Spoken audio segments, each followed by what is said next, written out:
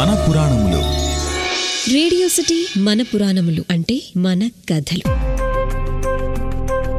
మరి ఈరోజు మనం తెలుసుకోబోతుంది, ఎవరి వల్ల పాండవులకు ఒక ముని శాపం తప్పింది అంటే ద్రౌపది వల్లనే అంటున్నారు. మహాభారతంలో చెప్పుకోదగ్గ కీలక పాత్రలో ఒకరు ఎవరు? ద్రౌపది. ఈమె ద్రుపదుని కుమార్తె, ఇంద్రుని భార్య సచీదేవి పాక్షిక అవతారంగా ద్రౌపదిని చెబుతూ ఉంటారు. సంతానం కోసమని చెప్పి ద్రుపదుడు నిర్వహించిన యజ్ఞం నుంచి దృష్టద్యుమ్నుడు ద్రౌపది జన్మించడం జరిగింది. ద్రుపదుడు తన కుమార్తెను అర్జునునికే ఇచ్చి వివాహం చెయ్యాలి అని చెప్పి నిశ్చయించుకున్నారు. అందుకు స్వయంవరం ఏర్పాటు చేసి మత్స్య యంత్రాన్ని ఛేదించినటువంటి వారికి ద్రౌపదినిచ్చే వివాహం చేస్తాను అని చెప్పి ప్రకటించడం జరుగుతుంది. అర్జునుడు కర్ణుడు మాత్రమే దీన్ని సాధించగలరు అని చెప్పి ద్రుపదుడికి తెలుసు. ఇక స్వయంవరానికి వచ్చినటువంటి కర్ణుడిని ద్రౌపది తెలివిగా పోటీ నుంచి తప్పిస్తుంది. క్షత్రియుల కంటే తక్కువ వర్ణం వారిని తాను భర్తగా అంగీకరించబోను అని చెప్పి తన సోదరుడి ద్వారా తెలియజేస్తుంది.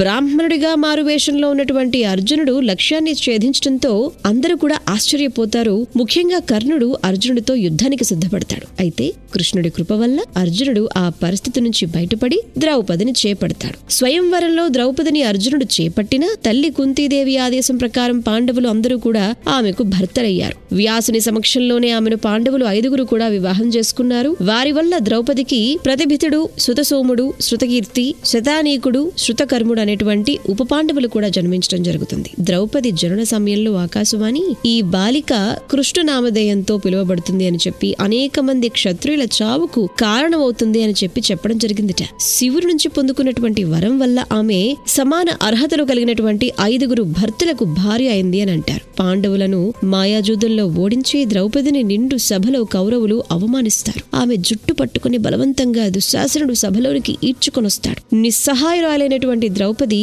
శ్రీకృష్ణుణ్ణి శరణు వేడుకుంటుంది.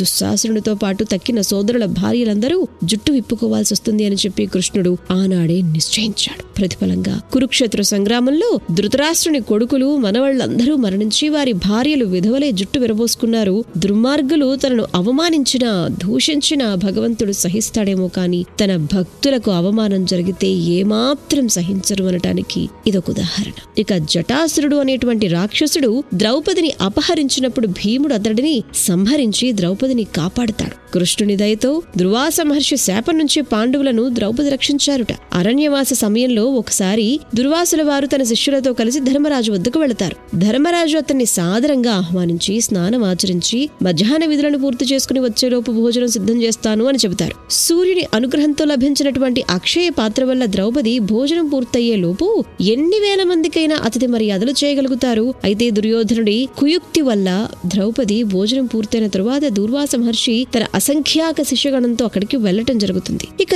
దిక్కుతోచని స్థితిలో ఉన్నటువంటి తమను ఉపద్రవం నుంచి రక్షించమని చెప్పి తప్పించమని చెప్పి ద్రౌపది కృష్ణుని వేడుకుంటుంది, ప్రార్థిస్తుంది. సర్వాంతర్యామి అనేటువంటి భగవంతుడు తన మాయతో అక్షయ పాత్ర ద్వారా ఆహారం సిద్ధం చేసేలా చేస్తారు. విరాటరాజు కొలువులో పాండవులు అజ్ఞాతవాసం చేస్తున్నప్పుడు ద్రౌపది సౌందర్యానికి ఆకర్షితుడైనటువంటి కీచకుడు ఆమె పొందును వాంఛిస్తాడు. కాని పథకం ప్రకారం భీముడు అతన్ని చంపి ద్రౌపదిని రక్షిస్తారు. అశ్వత్థాముడు తన 5 పుత్రులను సంహరించినప్పుడు మితిమీరిన దుఃఖంతో శోకించింది. ఇక ద్రౌపదికి సంబంధించినటువంటి ఒక కథనం ప్రకారం ద్రౌపది కాశీరాజు కూతురుగా జన్మించిందిట.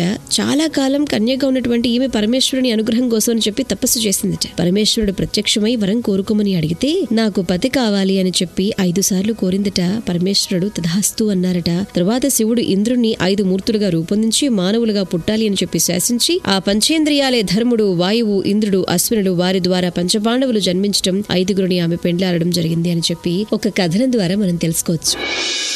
Radio city podcast.